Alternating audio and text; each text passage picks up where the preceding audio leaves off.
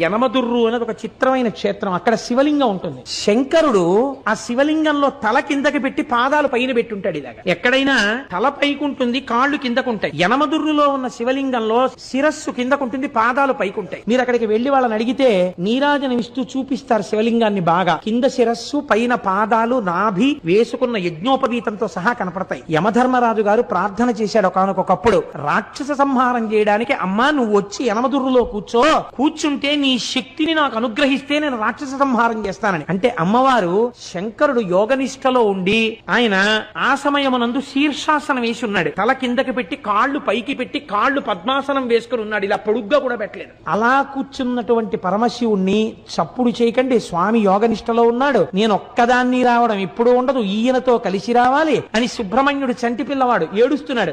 ఏడుస్తున్న సుబ్రహ్మణ్యుణ్ణి ఒళ్ళో పడుకోపెట్టుకుని స్తన్యమిస్తూ శంకరుణ్ణి ఓ చిక్కన్ లాంటి దాంట్లో పెట్టుకుని ఎత్తి పట్టుకొచ్చేసింది ఆవిడ. ఆవిడ శక్తి స్వరూపం. ఎత్తి పట్టుకొచ్చి దేవాలయంలో పెట్టి కూర్చుంది. తానే ఒక పుష్కరిణి సృష్టించింది. అక్కడ ఆ ఎదురుగుండా ఉన్న కోనేటిలో ఉన్న నీటితోనే అన్నం వండుతారు స్వామికి మహానైవేద్యానికి. ఆ నీళ్లతో వండకుండా మీరు ఎంత గొప్ప అగ్నిహోత్రం మీద ఎంత గొప్ప మినరల్ వాటర్ తీసుకొచ్చి వండినా సరే రాత్రి వరకు వండినా బియ్యం ఉడకవట. ఇప్పటికీ కూడా ఎదురుగుండా ఉన్న కోనేటిలో నీటితోనే అన్నం వండుతారు. ఇప్పటికీ మీరు కవచం తీసి చూపించమంటే చూపిస్తారు. చూపిస్తే సుబ్రహ్మణ్యుడిని పడుకోబెట్టుకుని పాలిస్తూ ఉంటుంది అమ్మవారు. పక్కన నిశ్శబ్దంగా శంకరుడు యోగనిష్టలో ఉంటాడు. అక్కడ మనం వెళ్ళినప్పుడు కూడా అంత మర్యాదగానే ఉండాలి, ఎక్కువ చప్పుడు చేయకూడదు. నమస్కారం చేస్తే అమ్మ ప్రసన్నురాలైపోతుంది. అక్కడికి ఈ దేవాలయాలు ఇంత గొప్ప ఉండడం ఏమిటని అన్యమతస్థులు ఆ ఆలయాన్ని ఈశ్వరుడి యొక్క శక్తి లేదని మేము నిరూపిస్తామని గుర్రాల మీద గుళ్ళో వెళ్లి వరణ ఉన్నటువంటి కత్తి తీసి శివలింగం మీద కొట్టారు. లోపలికి దగ్గరగా ఒక 200 మంది చొరబడి కొడితే చిత్రం ఏమిటో తెలుసా అండి? శివలింగం పగిలిపోవాలి. శివలింగం మీద కత్తి వాటు పడింది. తెగిపోతే ఎలా పడుతుందో అలాగే పడింది. పక్కన అమ్మవారు ఉంది, అంతే. ఎక్కడ నుంచి పడ్డాయో తెలియదు.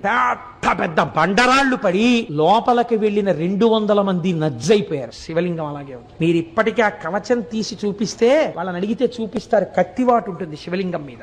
అమ్మవారు ఇప్పటికీ శక్తి స్వరూపిణి అయి ఆ యనమదుర్రు గ్రామంలో లోకాన్ని కాపాడుతూ ఉంటుంది. మన ఆలయాలు, మన వైభవం, మన సంస్కృతి, మన వేదం అంత గొప్పవి. మీరు ఈ మాట భీమవరం వెళ్ళినప్పుడు తప్పకుండా పక్కనే ఒక 7-8 కిలోమీటర్లు ఉంటుందంతే. ఒక్కసారి ఆ యనమదుర్రు క్షేత్రానికి వెళ్లి చూడండి.